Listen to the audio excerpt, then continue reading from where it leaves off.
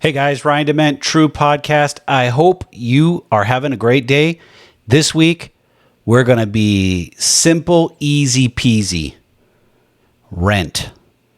Rent is skyrocketing and causing a housing crisis. And it's not just for you, it's not for me, it's for everyone. Stay tuned and see how it's going to affect you.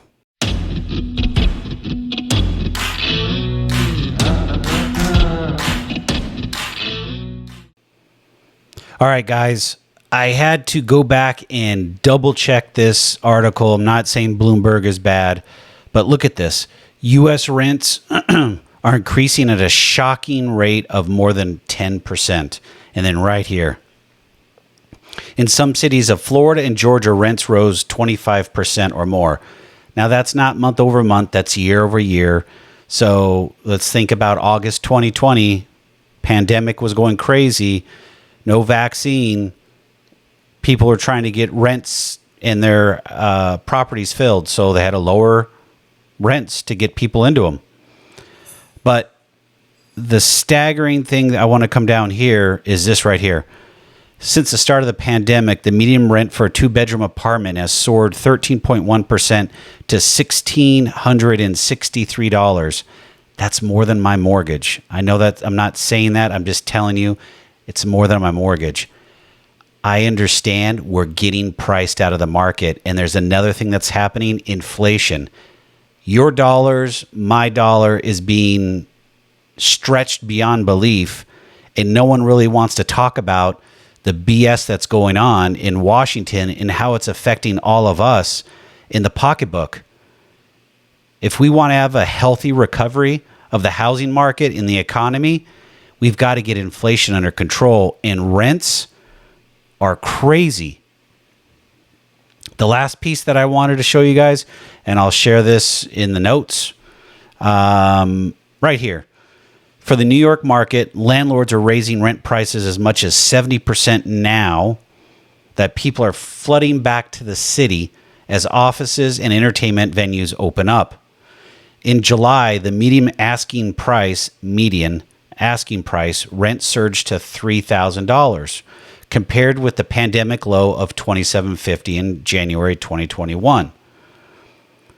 So you're saying $250. $250 goes a long way. But here's what no one is really talking about.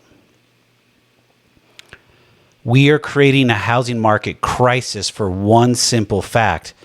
We have home buyers that are priced out of the market that can't afford to buy a home, and two, they can't afford rent. So where are you going to put these people?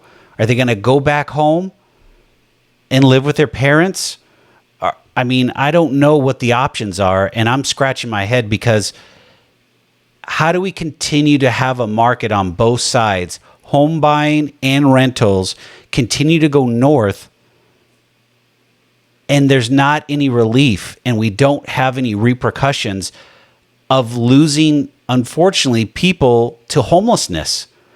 Where are you going to put these people? There's not enough affordable housing being built, even though housing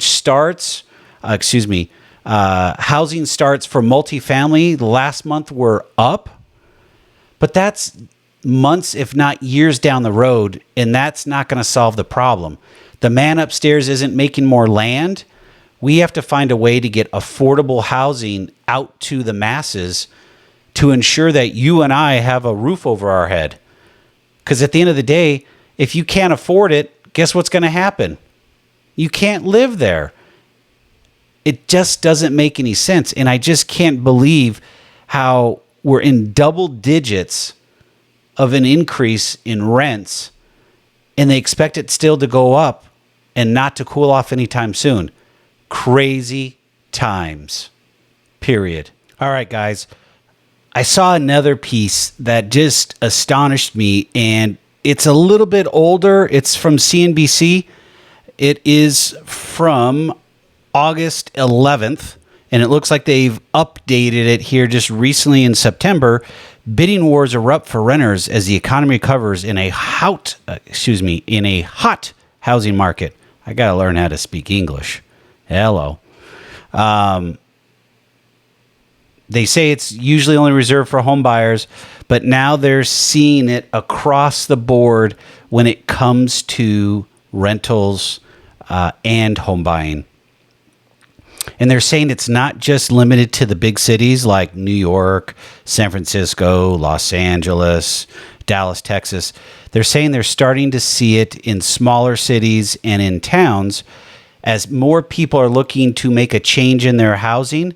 And the one thing that I want to point out that I think is crucial is more people are taking advantage of this seller's market while it's still at this point to be able to sell their house, and they know they're not going to find something on the other side to buy, so they're renting. So now you're putting more people into the rental pool than we have units for. Very interesting, because now you have people sitting out the market trying to find a rental, have nowhere to go, and now they're competing against people that are typically in the rental market already, and they're looking for the same places. And layer on one more thing. We also have the moratorium has pretty much ended it everywhere other than, I think, New York and maybe South Carolina. I can't remember. But now you've got those individuals that potentially could be evicted, and they've got to go somewhere too. So now you've got these three groups of people looking for housing in the rental space, and you still have the same amount of inventory. So what problem are we causing? A huge bottleneck, which landlords see it and they're salivating and going crazy, and they're raising rents and people are paying it. I know I've told you guys, but across the street from me, the house was sold. It initially was built as a spec. The guy that bought it was a realtor. He sold it top dollar. Somebody came in, bought it, and turned it into a rental, and they're paying roughly about 35% above market rent. How long can that go? That rental is now tremendously overpriced. And at some point when the market comes back to the other side, they're going to have to lower their rent and they're going to lose money. But the main problem we've got going on here is we have too many people in the market, the rental market, and not enough units. And it's going to continue to be that way until there's some relief out there. And I don't know when that's going to come, but I can tell you we need it sooner rather than later. And the housing market is in flux on both sides, the buying and the rentals. And there's going to be some give here pretty soon, guys. There will be. There'll be some more inventory coming to the market from the forbearance piece as these homeowners come to market and decide that they want to sell or they just want to walk away. That'll help, but depends on if they sell the house or they get foreclosed on. Because if they get foreclosed on, potentially those foreclosures or the deed in lieu's could turn into rental properties, but no one knows. It's all a crapshoot. And with the inventory being so tight and so many people in the market, stay tuned. More craziness to come. Stay safe, guys. Be healthy. Have those conversations. It's okay to disagree. It's healthy. Be happy. And I'll see you guys on the other side. Have a good one.